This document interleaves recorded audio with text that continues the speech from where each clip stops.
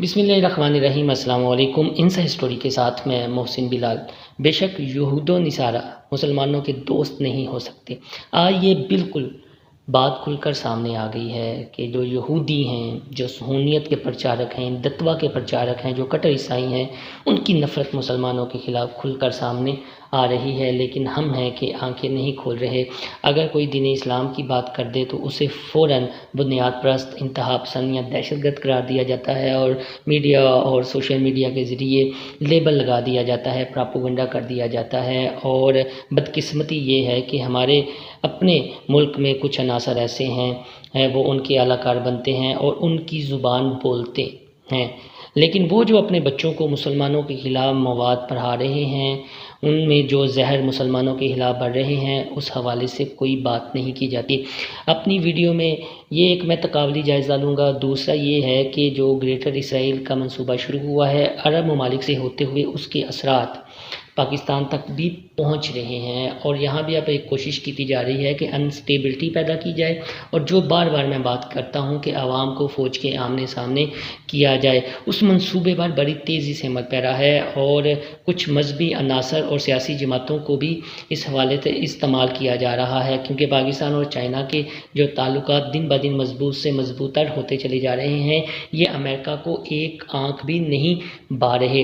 اور اسی جانب مسلم لیگ نون کے بڑے سینئر رہنما ہیں خواجہ سعد رفیق، انہوں نے اشارہ کیا ہے، جس سے یہ اندازہ ہوتا ہے کہ دال میں کچھ کالا ضرور ہے۔ تو آپ سے وہی درخواست کہ اگر ابھی تک آپ نے میرا چینل انسا ہسٹوری سبسکرائب نہیں کیا تو اسے سبسکرائب کر لیں، اور یاد سے بیل آئیکن کا بٹن بھی دبا لیں۔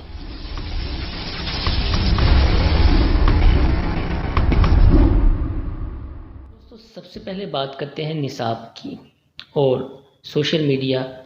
کے تناظر میں ہائبرڈ وار کی۔ ان دنوں ارطغرل ڈرامے کے بہت زیادہ چرچے ہیں، اور ایک فیکٹر یہ بھی بتایا جا رہا ہے کہ پاکستان اور سعودی عرب کے درمیان جو حالیہ تناؤ اور کشیدگی ہے، اس کا ایک فیکٹر ارطغرل ڈرامہ بھی ہے، لیکن اس سے پہلے ہی ارطغرل ڈرامے نے جو ہے وہ پوری دنیا کو ہلا کر رکھ دیا تھا، اور جو صلیبیوں کی، صہیونیوں کی جو سازشیں ہیں وہ پوری دنیا کو دکھائی تھی۔ لیکن اس ڈرامے کے بعد ایک پراپوگنڈا یہ شروع ہو گیا کہ مسلمان جو ہیں وہ تو بڑے ظالم ہیں، اور جو اسلام ہے وہ تلوار کے ذریعے پھیلا ہے، جس کی ایک مثال یہ ارطغرل ڈرامہ ہے۔ لیکن اس کے اپوزٹ جو ہندتوا کے پرچارک ہیں، RSS والے، وہ بھارت میں کیا کر رہے ہیں۔ اس کے علاوہ جو صہیونی ہیں وہ اپنے بچوں کو کس طرح اسلام مخالف ٹرین کر رہے ہیں، اس کی میں مثال آپ کو دوں گا۔ اور ہمارے یہاں جب یہ کوئی بات ہوتی ہے تو ایک موبتی مافیا جو ہے وہ سرگرم ہو جاتا ہے۔ پچھلے دنوں Punjab text and curriculum authority کے MD رائے منظور ناصر نے ایک ہنگامہ انگیز پریس کانفرنس کی تھی اور بہت بڑا انکشاف کیا تھا، اور جو پاکستان کے ایلیٹ اسکول ہیں ان میں جو متنازع اسلام مخالف اور مطالعہ پاکستان مخالف مواد پڑھایا جا رہا ہے، اس کی نشاندہی کی تھی، اور ابتدائی طور پر 33 پبلیشرز کی 100 سے زائد کتب جو ہیں وہ بین کر دی تھی، اور یہ بھی بتایا تھا میڈیا کے ذریعے کہ وہ اس طرح کی مزید 10,000 کتب کی چھان بین کر رہے ہیں، جس کے بعد ان کے خلاف ایک کمپین شروع ہو گئی، اور انڈیا اور یورپ میں کافی زیادہ طوفان اٹھا۔ اور ہمارے یہاں بھی ایک مائنڈ سیٹ ایسا ہے کہ جس نے رائے منظور ناصر کی کریکٹر اسیسینیشن کرنا شروع کر دی۔ سوشل میڈیا اور میڈیا پر ان کے خلاف فتوے صادر کیے، ان کے خلاف کالم لکھے گئے، اور رائے منظور ناصر نے مجھے انٹرویو دیتے ہوئے یہ کہا تھا کہ ان کی فیملی کی اور ان کی کریکٹر اسیسینیشن ہو رہی ہے، اور ان پر بہت زیادہ دباؤ ہے، اور موبتی مافیا سمیت ایک بہت بڑا ایجوکیشن سے وابستہ مافیا ہے جس نے امریکنز کو، یورپینز کو اس سلسلے میں انوالو کیا ہے۔ تو اس کا نتیجہ کیا ہوا؟ اس کا نتیجہ یہ نکلا کہ رائے منظور ناصر کو ان کے عہدے سے ہٹا دیا گیا، یعنی عمران سرکار ایک اور مافیا کے ہاتھوں جو ہے وہ بلیک میل ہو گئی، یا ایک اور مافیا نے انہیں پریشرائز کیا، اور مجبوراً رائے منصور ناصر کو ٹرانسفر کر دیا گیا، عہدے سے ہٹا دیا گیا، اور وہ جو 10,000 متنازع کتب کا مواد ہے جن کی چھان بین ہو رہی تھی، وہ کام وہیں کا وہیں رک گیا، اور رائے منظور ناصر نے بڑی تفصیل کے ساتھ بتایا تھا کہ کس قسم کا مواد جو ہے ان کتابوں میں پڑھایا جا رہا تھا اور ہمارے بچوں کو مس گائیڈ کیا جا رہا تھا، حالانکہ جو ہمارے قومی شعار ہیں، جو ہمارے قومی ہیروز ہیں، ان کی غلط تاریخ جو ہے وہ پڑھائی جا رہی تھی، لیکن ہمارے مومبتی مافیا کو یہ بات ہضم نہ ہوئی اور ایک پراپوگنڈا شروع کر دیا گیا، جس کا نتیجہ یہ نکلا کہ انہیں عہدے سے ہٹا دیا گیا۔ اب دوسری طرف میں ایک حقیقت، ایک سچ آپ کو بتاتا ہوں، لیکن اس کی نشاندہی کوئی نہیں کرے گا اور اس بات پر کوئی ہنگامہ نہیں اٹھائے گا، لیکن اسی طرح کا اگر ترانہ یا اسی طرح کا مواد بچوں کو پاکستان میں اسکول کی سطح پر پڑھایا جائے اسلام سے ریلیٹڈ، تو ایک مومبتی مافیا متحرک ہو جاتا ہے۔ اب یہودی یعنی صہیونی کس طرح اپنے بچوں کی ٹریننگ کر رہے ہیں اور مسلمانوں کے خلاف نفرت پیدا کر رہے ہیں، یہ ان کا ترانہ ہے، جس کو ٹرانسلیٹ کیا ہے ہمارے بہت سینئر بزرگ دوست ہیں احسان بزمی صاحب، انہوں نے، اور اپنی فیس بک پر اس کا سٹیٹس بھی لگایا ہے کہ کیا عرب مسلمان اسرائیل کے قومی ترانے کا مفہوم جانتے ہیں۔ یہ میں آپ کو پڑھ کے سناتا ہوں تاکہ آپ کی آنکھیں بھی کھل جائیں اور جو مسلمانوں کو بلیم کر رہے ہیں ان کی آنکھیں بھی کھل جائیں کہ اصل میں ہو کیا رہا ہے۔ تو یہ ترانہ کچھ اس طرح ہے: جب تک کہ دل میں یہودی کی روح موجود ہو، طرف آگے مشرق کی طرف، ہماری امید ابھی نہیں بنی، ہماری سرزمین پر 1000 سال کا خواب،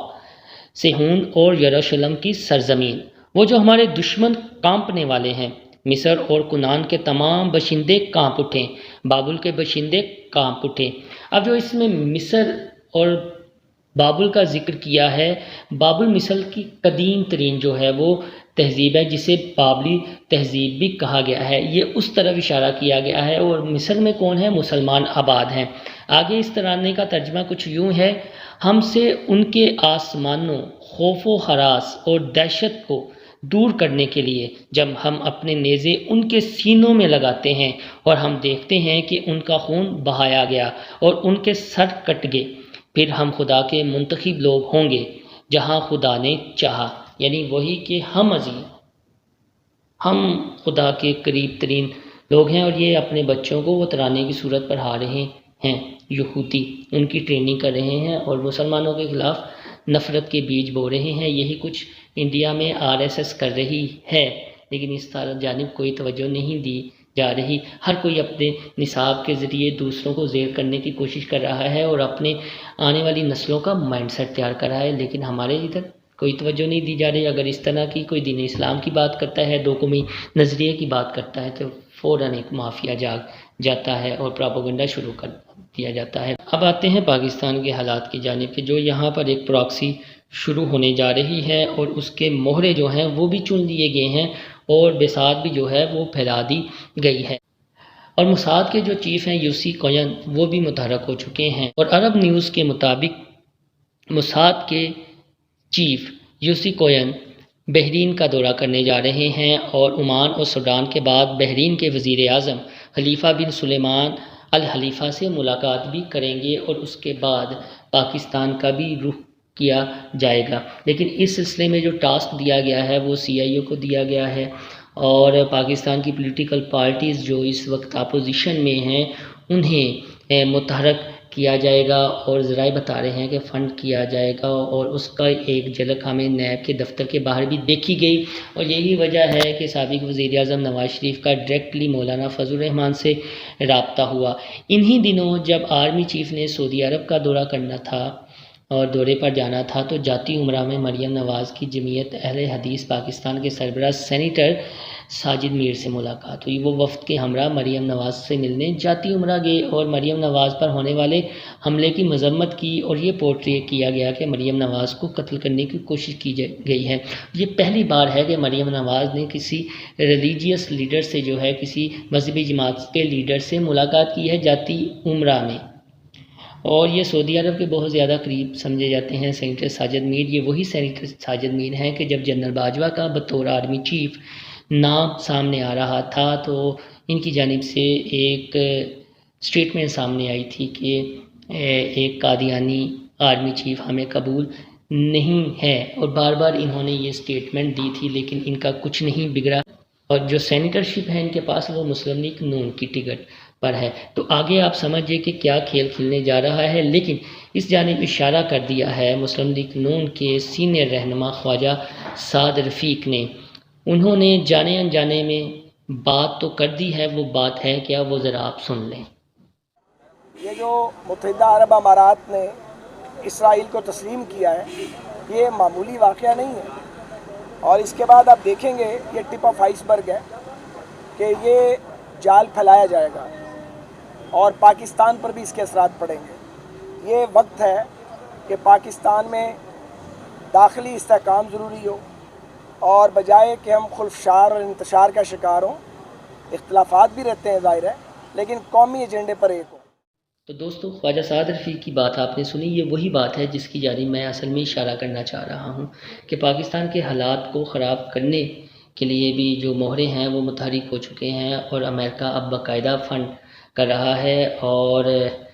جو ذرائع ہیں وہ یہی بتا رہے ہیں کہ مسلم لیگ نون اور کچھ مذہبی جماعتوں کو، جس میں مولانا فضل الرحمان بھی ہے، استعمال کیا جائے گا، اور ابھی کچھ لے اور دے ہو رہا ہے، اور چین کے خلاف جو ہے وہ مذہبی کارڈ بھی استعمال کیا جا سکتا ہے۔ تو افغانستان سے جو ہے ایک پراکسی شروع ہو رہی ہے پاکستان کے خلاف، امریکہ اور را فنڈڈ ہے، جس میں موساد بھی شامل ہے، اور پاکستان میں کچھ پولیٹیکل اور مذہبی جماعتوں کو ساتھ میں لایا جائے گا تاکہ یہاں پر پولیٹیکل انسٹیبلٹی رہے اور امریکہ اپنے مقاصد حاصل کر سکے۔ دوستو، یہی وجہ ہے کہ مولانا فضل الرحمان اور نون لیگ یعنی نواز شریف اور مولانا فضل الرحمان کا جو رابطہ ہوا ہے، مریم نواز محرموں کے بعد جو ایکٹیو نظر آئیں گی، سڑکوں پر نظر آئیں گی، وہ اسی سلسلے کی ایک کڑی ہے، اور جیل بھرو تحریک بھی اس سلسلے میں شروع کی جا رہی ہے۔ کیپٹن صفدر اور مریم نواز کو نواز شریف کی جانب سے یہ ٹاسک سونپا گیا ہے، اور شہباز شریف صاحب کو فارغ کر دیا گیا ہے، لیکن ہم سب کو آنکھیں کھولنے کی ضرورت ہے۔ یہ ایک بہت بڑی گیم ہے جو اسرائیل، امریکہ، ہندوستان نے مل کر شروع کی ہے، اور پاکستان اس وقت اسلامی ممالک میں واحد ملک ہے۔ میں نے پہلی ایک ویڈیو میں بھی ذکر کیا تھا کہ جو اسلامی سپر پاور ہے، اور اگر اس کو نقب لگتی ہے تو پوری امت مسلمہ اور جو اسلامی ممالک ہیں ان کو زیر کرنا اسرائیل، امریکہ اور انڈیا جیسے دشمنوں کے لیے کوئی مشکل کام نہیں رہے گا۔ آپ کو میری یہ ویڈیو پسند آئے تو اسے زیادہ سے زیادہ شیئر کیجیے گا، لائک کیجیے گا، اور بیل آئیکن کا بٹن دبانا نہ بھولیے گا۔